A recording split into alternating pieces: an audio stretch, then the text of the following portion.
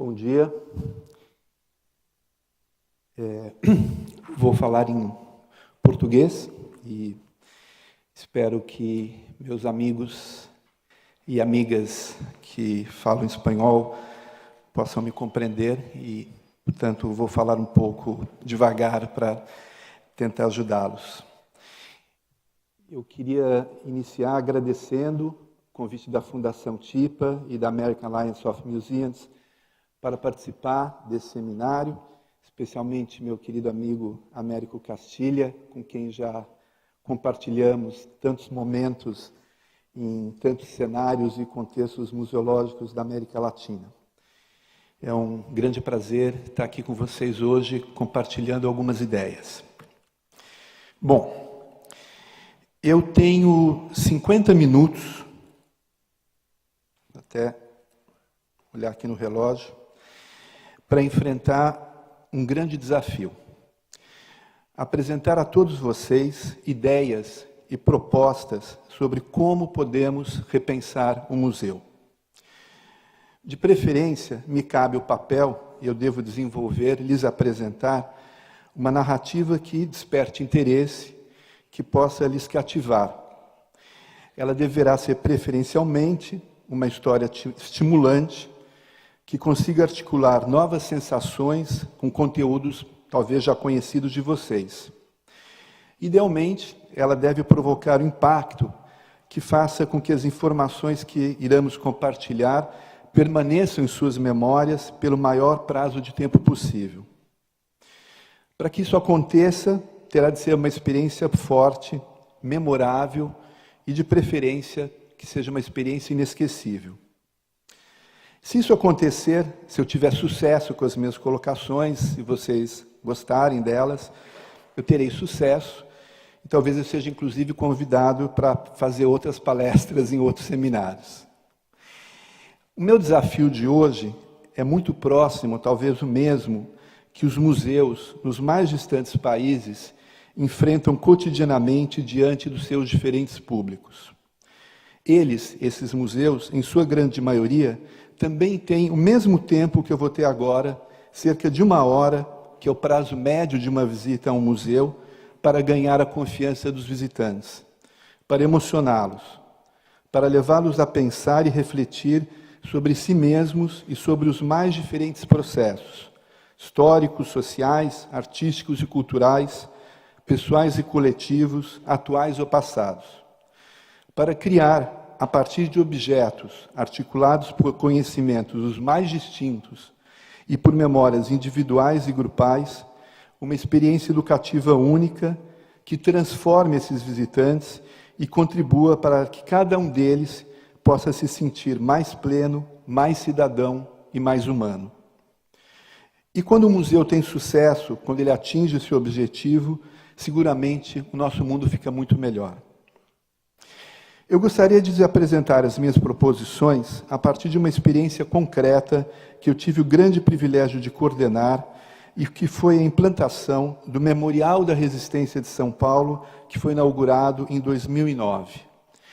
O Memorial da Resistência de São Paulo nasceu da decisão e da vontade política do governo do Estado de São Paulo, por meio da Secretaria de Cultura, da reivindicação de muitos cidadãos, especialmente daqueles reunidos em uma organização chamada Fórum Permanente de Ex-Presos e Perseguidos Políticos do Estado de São Paulo, e da dedicação de inúmeros profissionais de diferentes disciplinas, coordenados pela Pinacoteca do Estado de São Paulo. Para conhecer um pouco dessa história, eu queria lhes convidar a assistir um vídeo de cerca de 10 minutos sobre essa instituição. Por favor.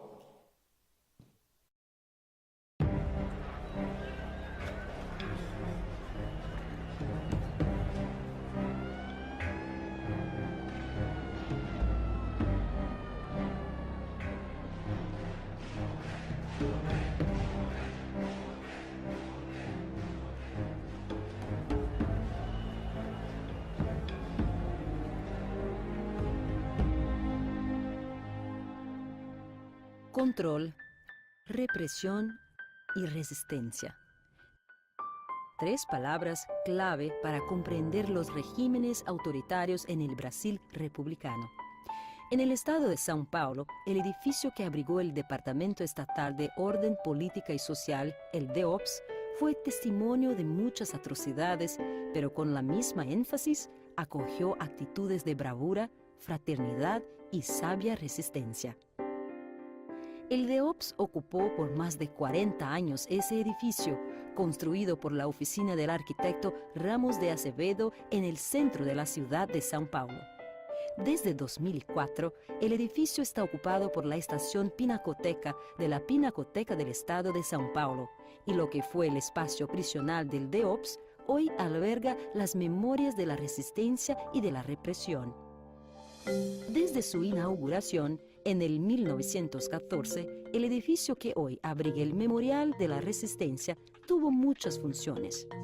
En 1999 fue puesto bajo la guardia del Consejo de Defensa del Patrimonio Histórico, Artístico, Arqueológico y Turístico del Estado de São Paulo. El lugar pasó a albergar en 2002 el Memorial de la Libertad, una iniciativa de la Secretaría de la Cultura del Gobierno del Estado de São Paulo. En el 1 de mayo del 2008 se empieza el proceso de implantación del nuevo proyecto museológico con un nuevo nombre.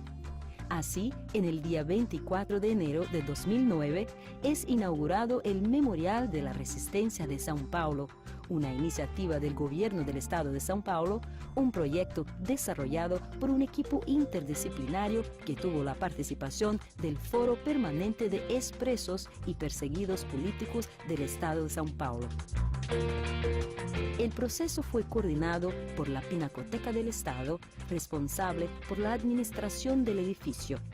Un lugar para que las nuevas generaciones encuentren la inspiración para valorar la solidaridad, la diferencia, los principios democráticos y el respeto a los derechos humanos.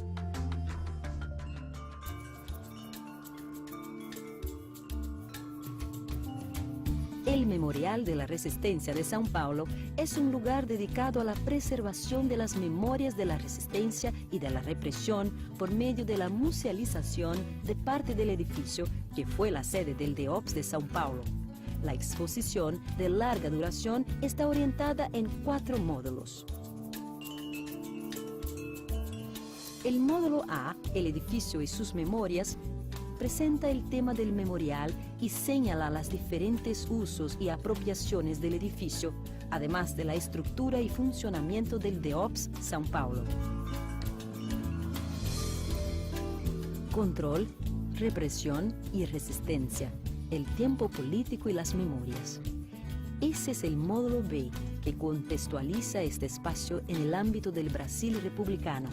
Un equipo multimedia oferta informaciones acerca de los 3 conceptos del espacio. Una línea del tiempo articula informaciones, documentos e iconografía, señalando un poco de nuestra memoria colectiva.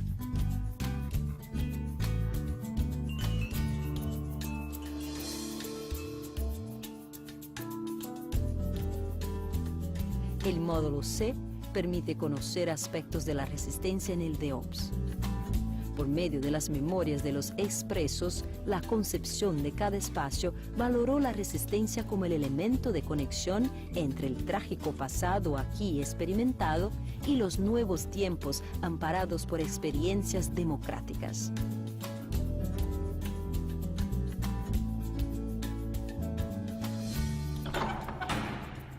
La primera celda enseña los trabajos del proceso de implementación del Memorial de la Resistencia y las actividades desarrolladas desde el 1 de mayo del 2008.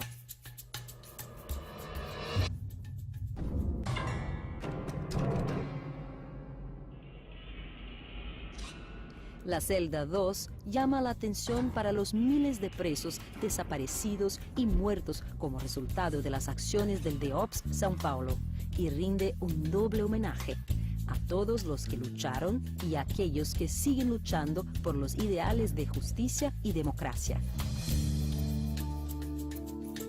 La celda 3 es una reconstitución parcial hecha por el equipo del memorial según recuerdos de expresos políticos que también participaron del proceso de reconstitución.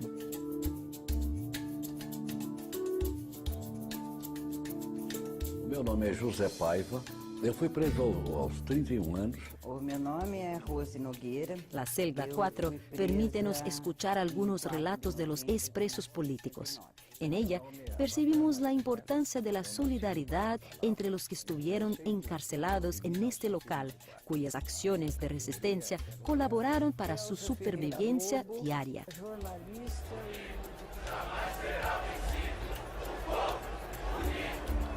Desde afuera, la resistencia ganaba las calles y hacía eco en el cotidiano de la prisión.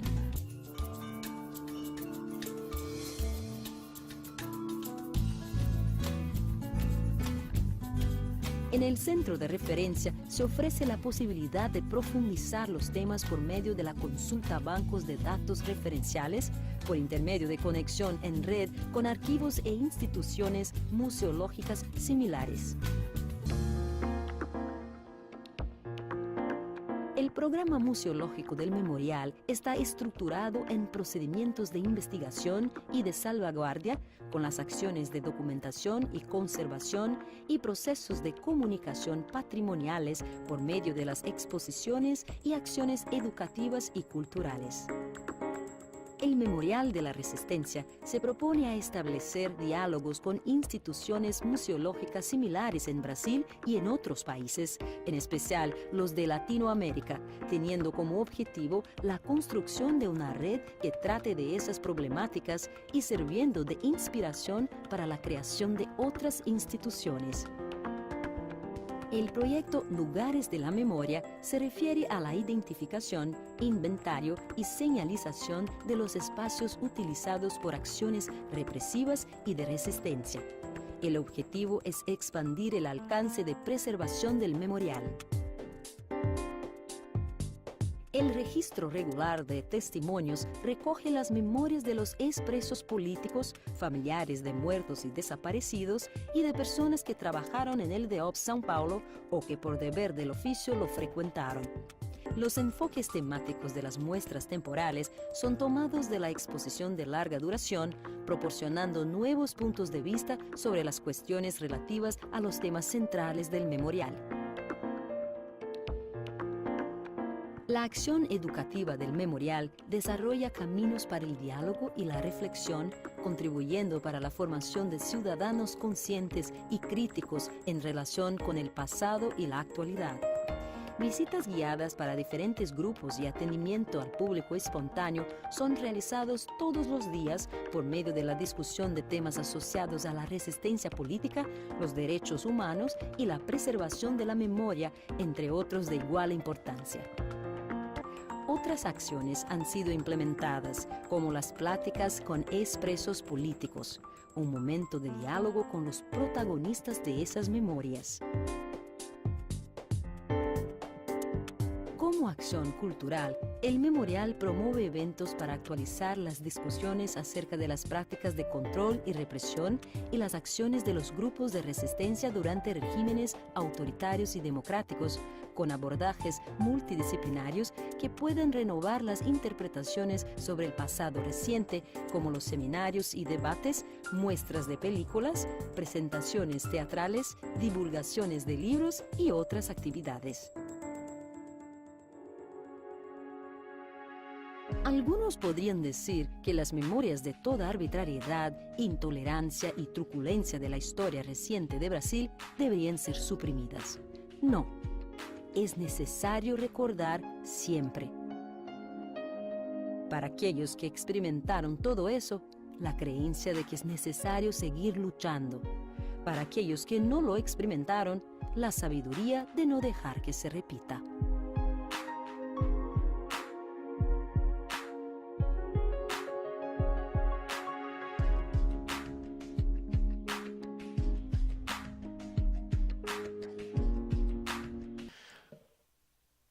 Desde que foi inaugurado, há 6 anos atrás, o Memorial da Resistência logrou consolidar-se como uma destacada referência no cenário das lutas pelos direitos humanos no Brasil.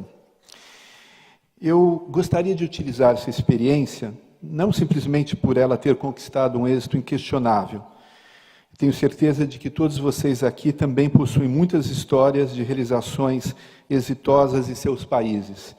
Vejo muitos amigos aqui presentes, Carlos Redondo, por exemplo, do Museu de Antioquia, em Medellín, que é um exemplo de uma instituição que logrou também construir um lugar muito especial na cidade e no país. Mas para desenvolver uma reflexão específica, é por isso que eu parto dessa experiência do Memorial da Resistência. Para tanto, eu gostaria de resgatar do histórico de implantação do Memorial de São Paulo alguns pontos para a nossa discussão. Inicialmente, o fato do memorial ter sido pensado, desde seu primeiro momento, como um projeto integrado que estruturou-se, tendo como ponto de partida os conceitos de museologia social, ou sociomuseologia. Esta visão enxerga o museu como um espaço de construção de sentidos que tem um compromisso profundo com o estímulo ao espírito crítico e à sensibilidade criativa dos indivíduos e das comunidades, e, portanto, com a consolidação da cidadania e de uma sociedade solidária.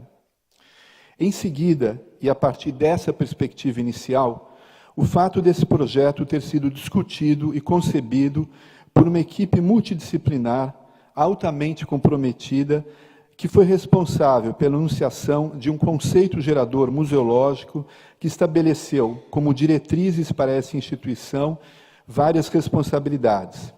Primeiro, evidenciar os vetores da memória de uma organização de controle do exercício da cidadania a partir da musealização de antigos espaços prisionais. Segundo, difundir a importância da preservação dos vestígios da memória a partir da pesquisa, salvaguarda e comunicação das fontes e indicadores dessa herança patrimonial. Terceiro, problematizar os distintos caminhos da memória da repressão e da resistência a partir das pesquisas sobre a construção dessas memórias que foram silenciadas, apagadas, destruídas ou exiladas. E, finalmente, atualizar as questões relativas à repressão e resistência nos dias atuais. Como resultado desse conceito gerador, foram formuladas ações de salvaguarda e comunicação que resultaram em programas que permitiram uma implantação processual que pôde adaptar-se aos determinantes orçamentários e políticos que são inerentes a esses processos e que também souberam utilizar-se de maneira consistente de todos os recursos comunicacionais hoje disponíveis, inclusive os digitais. Eu já soube que ontem houve um julgamento a respeito da utilização dos recursos digitais por parte dos museus, e eu queria dizer que, do próximo julgamento, eu fico à disposição para ser um testemunho a favor da utilização desses recursos. Outra questão de grande importância, que não é relevante para as minhas reflexões de hoje, mas que eu não quero deixar de registrar e destacar, é o fato do projeto do Memorial da Resistência de São Paulo ter sido concebido e implantado em um contexto de gestão administrativa extremamente positivo. Desde 2005, todos os equipamentos da Secretaria de Cultura do Estado de São Paulo são geridos, administrados por organizações sociais, que são entidades privadas sem fins lucrativos, publicamente selecionadas e que recebem do Governo do Estado de São Paulo um orçamento para o cumprimento de metas estabelecidas em um contrato de gestão que tem uma duração de 5 anos. Esse modelo de gestão tem obtido resultados extremamente consistentes ao garantir uma administração ágil e dinâmica para os equipamentos culturais. O aspecto, entretanto, que eu gostaria de destacar de toda essa experiência como ponto mais relevante e crucial para a nossa discussão aqui hoje, foi a participação como sujeito essencial desse processo, desde sua gênese, de um conjunto de ex-presos políticos que estiveram detidos naquela prisão. O Memorial da Resistência de São Paulo foi pensado e implantado como um processo museológico que buscou dar voz, nomear e retratar aqueles que foram perseguidos e, a partir das suas subjetividades individuais e uma articulação entre informação e emoção, propor sentidos no contexto contemporâneo para as ações de resistência e repressão nos períodos ditatoriais da história republicana brasileira. Foi apenas com a parceria e a cumplicidade de alguns dos protagonistas das dolorosas experiências vivenciadas naquele espaço carcerário que foi possível construir um processo museológico que buscou dar novo sentido ao abandono, ao esquecimento, ativando aquele edifício no sentido de constituí-lo, de transformá-lo em um verdadeiro lugar de memória que hoje em dia é referencial para a história do Brasil.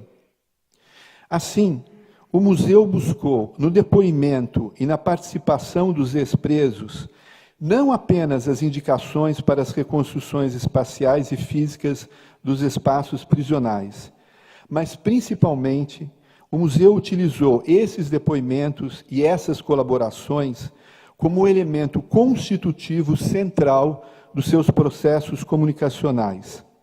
Ou seja, procuramos a elaboração de um discurso expositivo de autoria compartilhada, enfrentando os desafios de uma metodologia de trabalho coletiva, interdisciplinar e profissional. No campo da teoria museológica, esta poderia ser apenas mais uma questão de metodologia, ou seja, a necessidade de incorporarmos diferentes segmentos do público e as suas memórias em todas as atividades de coleta, catalogação, conservação, exposição e educação que desenvolvemos nos museus. Eu acredito, no entanto, que essa questão ocupa um lugar central na maneira de como devemos ver o papel dos museus no cenário contemporâneo e de como podemos e devemos reimaginá-los. Com efeito, se a grande, talvez o maior desafio de todas as democracias atuais seja criar mecanismo de participação real de todos os segmentos da população, superando as exclusões sociais históricas e constituindo processos de decisão os mais amplos possíveis, o grande desafio do museu contemporâneo é incorporar a multiplicidade de vozes de suas comunidades nos seus processos. Não se trata apenas de buscar ampliação e diversificação dos públicos. Isso já vem sendo uma prática dos museus há muitos anos.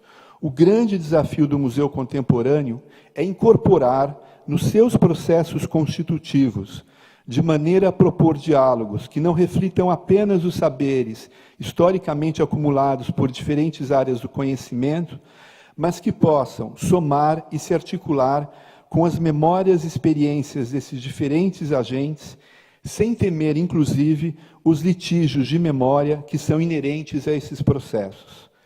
Como bem lembrava e afirmava a grande pensadora brasileira de museologia Valdísia Rússio, já na década de 80, não se trata apenas de fazer um museu para a comunidade, mas sim dos desafios de encontrarmos a maneira de fazer um museu com as comunidades. Nos trabalhos desenvolvidos para a formulação do perfil museológico do Memorial da Resistência, adotou-se uma estratégia de acolhimento dos testemunhos dos ex-presos políticos como os caminhos fundantes para a identificação da construção da noção de resistência que pretendia se imprimir às soluções expositivas educacionais. Como registraram Ivan Seixas e Maurice Politi, dois ex-presos políticos que contribuíram de maneira fundamental para a construção do Memorial da Resistência de São Paulo, não é o espaço que produz a memória, é a memória que produz o espaço. Se nossos museus, em seus contextos específicos próprios, não lograrem rever suas dinâmicas e buscar a construção de uma nova relação integral com seus públicos, uma nova dinâmica de trabalho, receio que eles permanecerão reféns da inércia dos profissionais obcecados com a coleta, a pesquisa e a conservação como finalidades últimas, ou ainda ficarão sujeitos aos riscos trazidos pela desenfreada busca de uma rentabilidade e também pelos números sedutores e vazios, restringindo-se, consequentemente, a uma atuação voltada unicamente para o deleite de elites privilegiadas e perdendo, assim, qualquer possibilidade de um papel social mais relevante. Nós temos de assumir o compromisso de reimaginarmos nossos museus a partir dessa premissa, dessa preocupação, desses novos horizontes, e buscarmos a implantação de outros processos em uma dinâmica permanentemente fluida, a exemplo da educação líquida, um conceito que, como defende minha querida amiga educadora Mila Chiovato, que está aqui presente, reflete como metáfora a ideia do maleável, do constante vir a ser, e um completo, sem fixar-se no conforto, na conformação, na falsa segurança da solidez das verdades pré-estabelecidas. Quando logramos alcançar esse objetivo, estaremos efetivamente contribuindo para o empoderamento dessas pessoas, desses segmentos, dessas comunidades, ampliando suas vozes, construindo relações, constituindo verdadeiramente cidadania. Eu quero ilustrar esse meu ponto de vista apresentando a vocês mais um outro vídeo que busca recriar aqui nesse espaço a experiência que é apresentada ao público que visita o Memorial da Resistência na sua cela 4 e que tem sido considerada em todas as pesquisas realizadas pelo museu como a mais impactante de toda a visita. Nessa sala, é um espaço muito exíguo, com cerca de 3 por 8 metros, vazios, ele é ocupado apenas por um cravo vermelho em uma garrafa de plástico sobre uma base de madeira. Ali, os visitantes ouvem uma montagem sonora com trechos de depoimento de ex-presos políticos que lá estiveram com reminiscências do cotidiano prisional. É um registro pungente de como são tênues as linhas entre os horrores da repressão e da tortura e as manifestações de afeto e cumplicidade entre aqueles que se viram privados de seus direitos básicos de sobrevivência e cidadania. Por favor.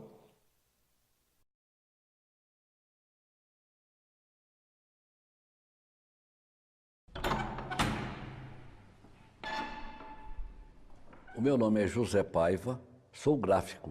Eu fui preso aos 31 anos. O meu nome é Rose Nogueira. Eu fui presa em 4 de novembro de 1969. Meu nome é Rafael Martinelli. Eu nasci no bairro da Lapa em 16 de outubro de 1924. A minha categoria é ferroviário. Elza Ferreira Lobo, jornalista e educadora. Cheguei no DOPS no 20 de novembro de 69. Meu nome é Alípio Freire, eu nasci em Salvador, eu vim para São Paulo em 1961 e a minha militância política foi toda aqui em São Paulo. Quando eu fui preso, eu tinha 23 anos. Eu sou Maurice Politi, fui preso com a idade de 21 anos. Na época eu era estudante da Escola de Comunicações Culturais, hoje a ECA. Ivan Axelrod de Seixas, eu fui preso em 1971. Eu tinha 16 anos e era militante de uma organização revolucionária de luta clandestina contra a ditadura. Fui preso junto com meu pai, um operário mecânico, e fomos presos juntos, torturados juntos, e ele foi assassinado na tortura. Eu fui preso no dia 31 de agosto de 1969 e fui levado imediatamente para Oban. Ali nós não estávamos presos, na verdade, nós estávamos sequestrados. Não existia mandado judicial, não era denunciada a prisão e as famílias procuravam por todos os lados e não achavam, dizia que ninguém sabia onde você estava. E eu consegui, na Operação Bandeirantes, mandar um bilhete para a casa dos meus pais. É uma atitude hoje considerada uma loucura, mas que no momento desesperado frente ao fato de que meus pais, que não sabiam da minha militância política, né, do que eles poderiam estar pensando, onde é que eu estava. Quando eu dei a entrada no DOPS, eu estava um pouco mal, mas não totalmente mal. Eu tinha passado pela cadeira do Dragão, andava com dificuldade, tinha uma série de hematomas, etc. Aí sim, no DOPS, eu estava sendo interrogado por um tenente, né? Bonzinho, bebê, que fica perguntando, né? Sem ser torturado, sentado. Aí veio o cara e me meteu o soco inglês nas costas. Eu fui parar lá em cima da mesa, sabe? O soco inglês nas costas. Me afundou, né? E eu pedia para os companheiros que falassem o menos possível, porque eu sabia que eles queriam mais coisa a meu respeito. Até que me chamaram de novo, porque alguém lá que estava preso havia dito algumas coisas que eu negava. Foi aí que eu voltei novamente para interrogatório e acabaram me quebrando as costelas eu não consegui saber de onde vieram as pancadas, só sei que eu acordei na cela com os companheiros tentando me socorrer. Às vezes um companheiro descia da tortura totalmente arrebentado. Você tinha que ter alguns cuidados. Fazer massagem, não dar água imediatamente, mas ir molhando os lábios com um pouco de... Porque se tomou muito choque, não devia tomar água imediatamente. Você molhava os lábios com um pano úmido, depois dava um leite e conversava com o companheiro. Isso, olha, isso é muito bonito e é muito legal. Agora, a época que eu tive as solidariedades mais bonitas da minha vida também foi no período da ditadura. Os meus companheiros de todas as organizações, os gestos eram insuperáveis. Isso cria laços para o resto da vida. Acho que uma das coisas que também marcou muito nessa relação foi que a gente conseguiu, quando estavam então os padres, que se fizesse algumas celebrações. A celebração não era com o intuito de trazer a religiosidade para as pessoas, mas era uma forma de que as pessoas pudessem falar, oferecendo, né, todas as queixas, as situações que cada um está vivenciando na sua cela. Então a preocupação da gente era o tempo inteiro estar junto e principalmente estar solidário com as pessoas. A comida no DOPS era um horror. Às 6, 7 da manhã havia o pão duro com café e leite. Que era servido por algum funcionário ou algum preso que estava no corredor fazendo o serviço de atendimento às celas. Aí tinha a hora do almoço, que aquela comida quase ninguém comia. Aí chegava o latão, a gente preparava os pratos já com uma outra aparência de que não era aquele bagulho ou aquela lavagem de porcos, né? Na verdade, se tentava amenizar aquela realidade dura e cáustica que, por exemplo, se fosse o carcereiro ou um dos outros, jogava aquilo para dentro de qualquer jeito. No DOPS foi um período, 70 foi muito violento, gente. Eu nem, pergunta em comida, eu nem me lembro de comida no DOPS. Eu fiquei 108 dias no DOPS, nunca saí para tomar banho de sol. O banho de sol era uma dádiva dos carcereiros. A gente reclamava sempre pedindo para sair ao sol, principalmente para se movimentar e para poder ver os companheiros através das grades e combinar a história. O objetivo não era tomar sol, o objetivo era se movimentar e também fechar a história com os demais. No DOPS eles não deixavam a gente tomar banho. Jogar uma água no corpo, aí eles falavam, era uma canequinha. E a gente tinha também um sabão. O banho era um acontecimento. Eu fiquei, sei lá, 40 dias, eu não sei, sem tomar banho. Quando era a hora da limpeza, você ia fazer a limpeza, fazia barulho, fazia alguma coisa e alguém acordava. Então, até às 10 horas era a limpeza da cela. Eu lembro que todo sábado a gente raspava o chão da cela com umas latinhas, parecendo pastilha Valda, para tirar aquela casca e encerávamos. E se as paredes estavam sujas, a gente lavava. Isso era todos os dias. E a limpeza da cela era necessário fazer por uma questão de higiene e saúde. As inscrições que tinha na cela eram muitas. O que chamou mais atenção, a inscrição do Monteiro Lobato. Aqui esteve J.B. Monteiro Lobato, que é quando ele esteve preso na campanha do Petróleo é Nosso.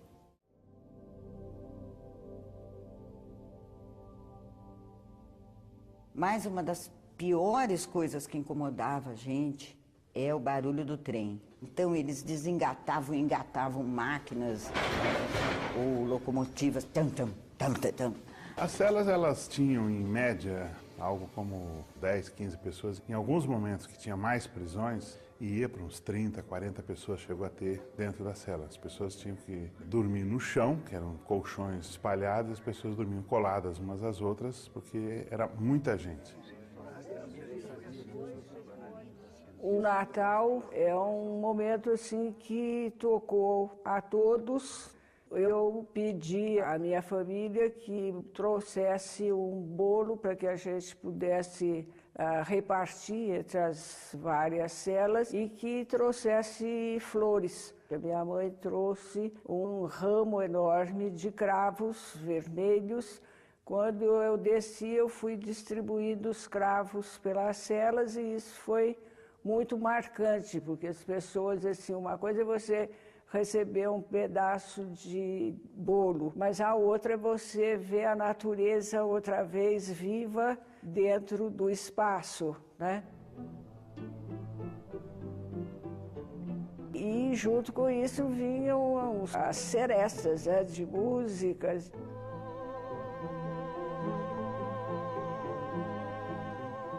Então eu pedia que assobiassem as baquianas. Como toda boa burocracia estatal, sábado e domingo, geralmente, não tinha tortura, porque não tinha expediente. Aí eram dias mais relaxados, que você lavava a roupa. Chegava à noite e nós fazíamos serenata para as nossas companheiras que estavam presas no fundão na época. Aí a gente se divertia, a gente relaxava. Eu acho que a maioria de nós tem uma tendência para ser feliz, pelo menos desse pessoal. E se não tivesse essa tendência, também não ia se meter onde a gente se meteu, né? Porque a gente sabe que a felicidade a gente quer que todo mundo seja, né? É isso. Quando alguém saía do DOPS, era a música Minha Jangada Vai Sair para o Mar.